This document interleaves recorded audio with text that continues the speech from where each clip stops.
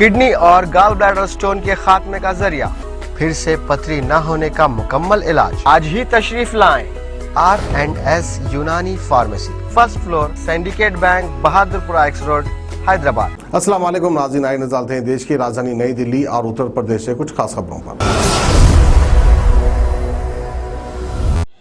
Delhi NCR की बिगड़ी आबो हवा में सुधार के कोई आसार नहीं दिख रहे हैं। शनिवार को दिल्ली की हवा और जहरीली हो गई। वायु प्रदूषण का लेवल गंभीर श्रेणी में पहुंचने के बाद केंद्रीय प्रदूषण नियंत्रण बोर्ड यानी CPCB ने बच्चे, बुजुर्ग और गर्भवती महिलाओं को घर से बाहर नहीं निकलने की सलाह दी है। तो वहीं इसी बीच दिल्ली के मुख्यमंत्री अरविंद केजरीवाल ने वायु प्रदूषण से निपटने के लिए आज आपात बैठक बुलाई है। डिप्टी CM मनीष सिसोदिया, स्वास्थ्य मंत्री सत्येंद्र जैन, पर्यावरण मंत्री गोपाल राय और दिल्ली के मुख्य सचिव बैठक में शामिल हैं। तो वहीं आपको ये भी बता दें कि शनिवार को दिल्ली की हवा का औसत AQI 500 से ज्यादा दर्ज किया गया है, जो गंभीर श्रेणी में है। दिल्ली के ऐतिहासिक स्मारक भी, लाल किला और जामा मस्जिद भी धुंध के सराबोर हो गए। तो वहीं साथ ही CPCB ने प्रदूषण से बचने के उपायों को लेकर जानकारी भी शेयर की है। जिन लोगों को खांसने, नाक बहने या फिर छाती में दर्द, भारीपन, इन सब की शिकायत हो रही है तो उन्हें तत्काल चिकित्सीय परामर्श के साथ घर में ही आराम करने की सलाह दी है। साथ ही इन सभी हालात को देखते हुए माना जा रहा है कि दिल्ली NCR में बच्चों के स्कूल बंद होने की भी एडवाइजरी जल्द जारी हो सकती है। इस तरह बच्चों की एक बार फिर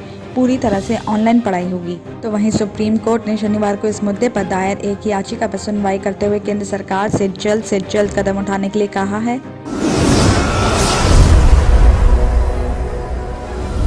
दिवाली के दौरान नारायणा में अपने घर आई 17 साल की दृष्टिहीन किशोरी ने अपने पिता के दोस्त पर दुष्कर्म करने का आरोप लगाया है। पुलिस को दी शिकायत में पीड़ित किशोरी ने बताया है कि वो दक्षिण दिल्ली के एक स्कूल में पढ़ती है और स्कूल की हॉस्टल में ही रहती है। उसके पिता नारायणा इलाके में रहते हैं और फैक्ट्री में काम करते हैं। दिवाली की छुट्टी होने पर वो अपने पिता के पास आई थी और 5 नवम्बर की रात उसके पिता से मिलने के लिए उसके 40 साल के दोस्त भी उसके घर आए थे।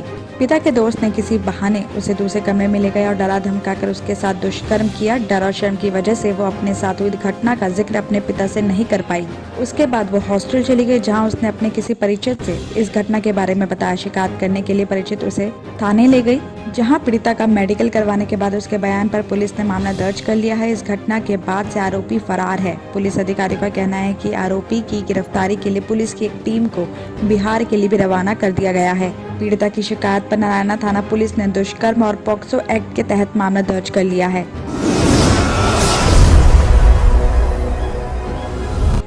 गाजियाबाद के यूपी गेट पर 3 कृषि कानूनों के खिलाफ चल रहे किसान आंदोलन में शुक्रवार शाम अचानक किसानों के दिल्ली कूच करने से सुरक्षा बलों की चिंता बढ़ गई। जानकारी के अनुसार बताया जा रहा है कि दिल्ली मेरठ एक्सप्रेसवे पर बने किसानों के मंच के पास तमाम किसान इकट्ठा हुए हैं और राष्ट्रीय मीडिया प्रभारी धर्मेंद्र मलिक और जिला अध्यक्ष चौधरी विजेंद्र सिंह के नेतृत्व में सैकड़ों किसान दिल्ली बॉर्डर पर लगे बैरिकेडिंग के पास पहुंच गए हैं। इस मामले में मीडिया प्रभारी का कहना है कि जब सरकार ने रास्ते खोल दिए हैं तो किसानों को दिल्ली जाने से क्यों रोका जा रहा है। वो अपनी मांगों को रखने के लिए सरकार के पास जाना चाहते हैं। फिलहाल भारी संख्या में किसानों को इकट्ठा होते देख सुरक्षा कर्मी भी अलर्ट हो गए हैं। पुलिस ने भी सतर्कता दिखाते हुए तुरंत बैरिकेडिंग करके किसानों को रोक दिया है। जिला अध्यक्ष चौधरी विजेंद्र सिंह का कहना है कि ये 29 नवंबर को दिल्ली जाने का अभ्यास था।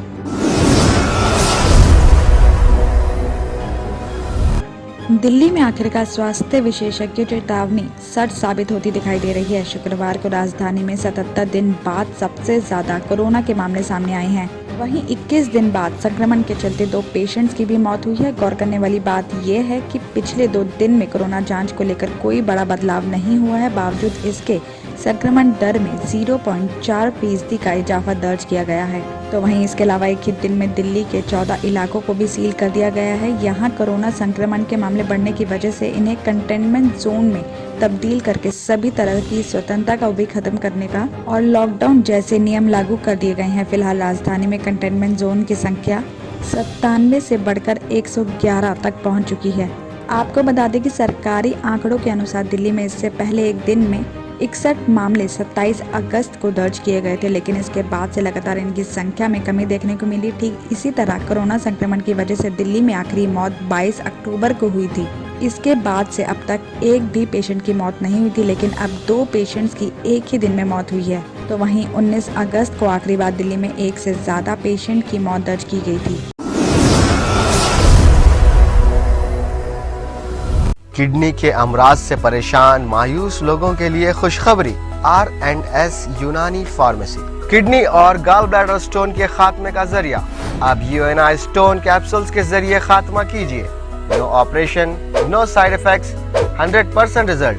सिर्फ UNI स्टोन कैप्सूल से मुस्तहिक लोगों के लिए खुसूसी रियायत। फिर से पथरी न होने का मुकम्मल इलाज। दर्द, कॉन्स्टिपेशन और पुराने कब्ज से निजात पाइए। आज ही तशरीफ लाएं। R&S यूनानी pharmacy, first floor, syndicate bank, Bahadurpura x road, Hyderabad.